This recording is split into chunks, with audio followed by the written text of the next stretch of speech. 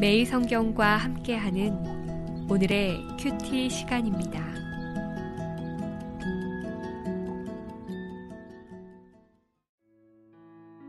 (2월 25일) 오늘의 말씀은 시편 78편 1절에서 11절입니다.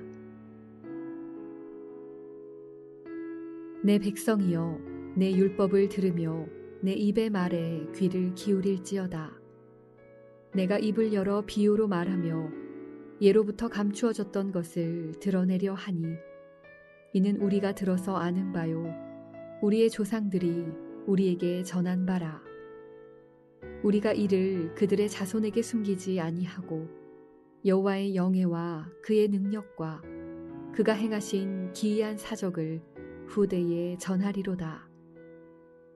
여호와께서 증거를 야곱에게 세우시며 법도를 이스라엘에게 정하시고 우리 조상들에게 명령하사 그들의 자손에게 알리라 하셨으니 이는 그들로 후대 곧 태어날 자손에게 이를 알게 하고 그들은 일어나 그들의 자손에게 일러서 그들로 그들의 소망을 하나님께 두며 하나님께서 행하신 일을 잊지 아니하고 오직 그의 계명을 지켜서 그들의 조상들 곧 완고하고 패역하여 그들의 마음이 정직하지 못하며 그 심령이 하나님께 충성하지 아니하는 세대와 같이 되지 아니하게 하려 하심이로다.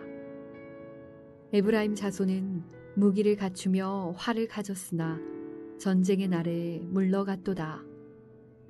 그들이 하나님의 언약을 지키지 아니하고 그의 율법 준행을 거절하며 여호와께서 행하신 것과 그들에게 보이신 그의 기이한 일을 잊었도다. 시편 78편 1절에서 11절 말씀을 함께 묵상하겠습니다. 시편 78편은 72절로 구성된 아주 긴 시편입니다.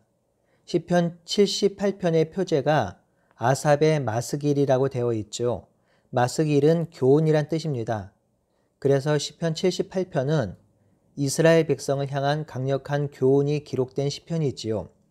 이 교훈은 이스라엘 역사를 반추하면서 하나님께서 가르치신 율법을 기억하고 그 율법대로 살지 않는 이스라엘 백성의 죄악을 드러내면서 하나님의 백성으로 다시 거룩하게 살기를 바라는 것입니다.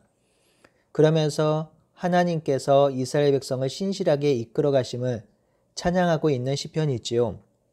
1절에서 2절 백성에게 율법을 들으라고 선언합니다.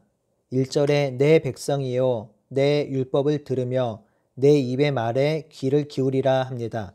2절에는 비유로 말하고 예로부터 감추인 것을 드러내겠다고 하지요. 시인은 이스라엘의 지혜의 스승으로 백성들에게 교훈하고 있는데요. 이 스승이 듣는 자를 향하여 내 백성이라고 부릅니다. 이는 스승과 백성과의 관계를 잘 설명해 주는데요. 지금 교훈을 받는 자들이 단순한 제자나 학생들, 이런 가르침을 받는 자들 정도가 아닙니다. 내 백성, 즉 율법으로 묶여진 하나님 나라 공동체 안에서 더불어 함께 살아가는 관계를 보여줍니다.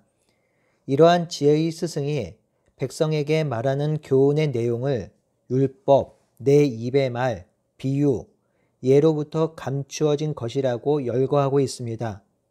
여기서 율법은 하나님께서 모세에게 시내산에서 가르쳤던 율법이라기보다는 스승의 가르침을 뜻합니다. 내 입의 말은 지금 현재 백성을 가르치는 말이지요. 비유는 우리가 국어사전적으로 알고 있는 비유의 뜻보다 훨씬 더 광범위합니다. 비유는 수수께끼, 비밀스러운 말, 난제, 잠언의 말씀 등을 모두 포함합니다. 또한 예로부터 감추어졌던 것은 예로부터 내려오는 말씀을 뜻하지요. 스승은 자신의 가르침을 다양하게 표현하면서 말하고 있는 것이 눈에 들어옵니다. 3절과 4절에 스승인 시인은 예로부터 감추어졌던 비밀을 풀기 시작합니다. 3절의 이 비밀은 이미 우리가 들어서 아는 바이며 조상들이 우리에게 전한 것이라고 말하지요. 스승은 자신이 전할 가르침과 교훈은 조상들에게 들은 것이고 배워서 아는 것이라고 합니다. 이는 가르침이 스승이 고안해내거나 묵상에서 나온 가르침이 아니며 조상들이 전수한 가르침임을 분명히 하고 있습니다. 4절에 스승은 과거와 미래를 연결시키고 있습니다. 과거 조상으로부터 배우고 들은 율법과 가르침을 다음 세대의 자손에게 숨기지 않고 전할 것이라고 합니다. 그 조상들로부터 배우고 들은 것이 4절 하반절에 제시되는데요. 여호와의 영예와 그의 능력과 그가 행하신 기적, 기이한 사적이며 이것을 후대 자손에게 전할 것이라고 합니다. 기이한 사적은 11절에 다시 반복되는데요. 요약하면 하나님의 능력과 기적을 다음 세대인 자손에게 전할 것이라고 합니다. 3절과 4절은 우리에게 귀한 교훈을 제공합니다. 부모 세대는 조상으로부터 듣고 배운 교훈과 가르침을 자손에게 전하고 가르쳐야 할 책임이 있음을 분명히 하고 있습니다. 이전 세대가 하나님의 가르침과 교훈을 전하지 않는다면 하나님의 역사와 행적은 땅속에 묻히게 될 것이며 하나님의 큰 기적과 능력을 알지 못하는 세대는 소망을 잃어버릴 세대가 될 것입니다. 5절에서 8절은 하나님이 언약을 세우신 목적을 알려줍니다. 스승은 이제 여호와께서 하신 말씀을 직접 인용합니다. 5절 여호와께서는 야곱에게 증거를 세우라고 하시며 이스라엘에게 법도를 주셨습니다. 증거와 법도는 함께 자주 기록되는데요. 이 증거와 법도는 하나님의 언약에 있어서 너무나도 중요한 용어입니다. 여호와는 이 증거와 법도를 그들의 자손들에게 알리라고 명령하셨습니다. 6절에서 스승은 여호와께서 하신 명령을 백성들에게 다시 가르치고 있습니다. 하나님께서 직접 전해주신 증거와 법도를 후대, 곧 태어날 자손에게 알게 하며 태어난 자손은 다시 그들의 자손에게 알리라고 하지요.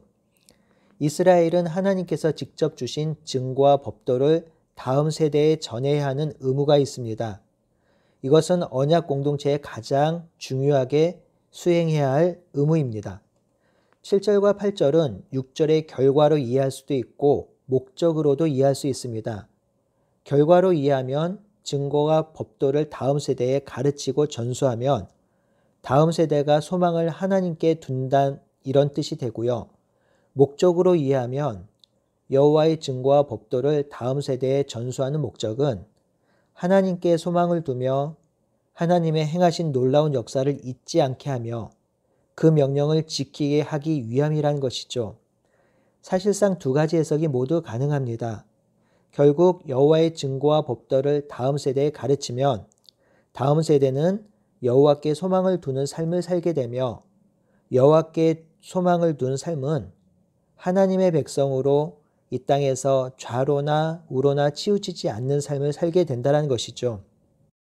8절은 이렇게 다음 세대에 증거와 법도를 전수함은 조상들과 같이 되지 않게 하기 위함이라고 또한 강조합니다. 조상 세대는 완고하고 패역하여 그들의 마음이 정직하지 못하고 그 심령이 하나님께 충성하지 아니하는 세대라고 하였습니다. 조상 세대가 이렇게 된 이유는 증거와 법도를 알지 못하고 지키지 못했기 때문이죠. 그래서 조상 세대의 과오를 범하지 않기 위해서 지금이라도 다음 세대에 여호와의 증거와 법도를 가르치고 전수하여 소망을 하나님께 두는 세대를 키우자고 그리고 세우자고 하는 것입니다. 9절에서 11절은 구체적으로 에브라임의 불순종을 기록합니다. 이 에브라임은 북이스라엘을 지칭하는데요. 에브라임은 이스라엘의 12지파 중에 가장 많은 인구와 용맹성을 가진 지파입니다. 그래서 9절에 무기를 갖추고 활을 가졌다고 하지요.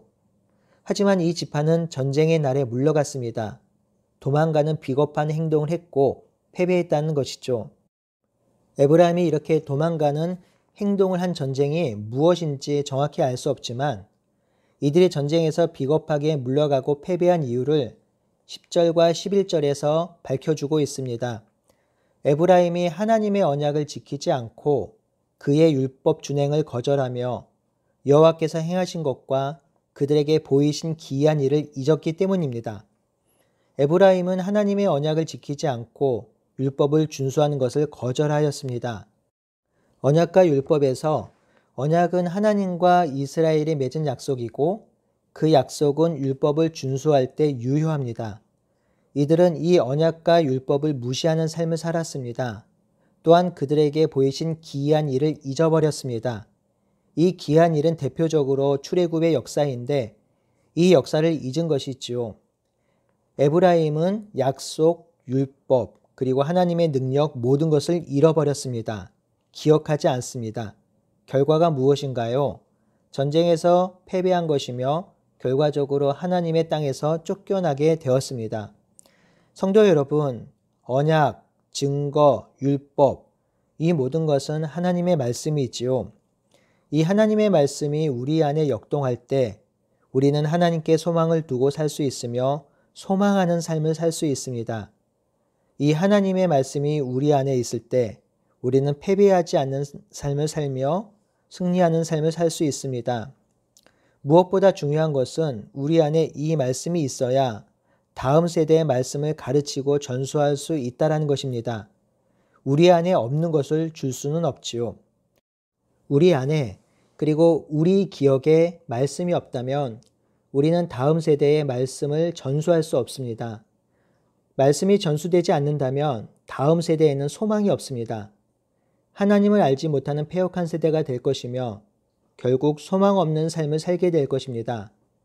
그러니 우리가 전수받은 말씀을 기억하고 말씀을 붙들고 말씀을 살아냅시다.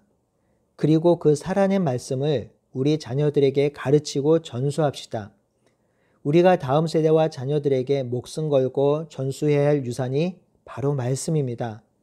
오늘은 다음 세대를 생각하며 우리가 말씀을 가르치고 전수하는 삶을 살며 그들의 말씀을 전수받고 하나님께 소망 두는 삶을 살 수 있도록 간절히 기도하는 하루가 되기를 바라고 소원합니다. 아멘.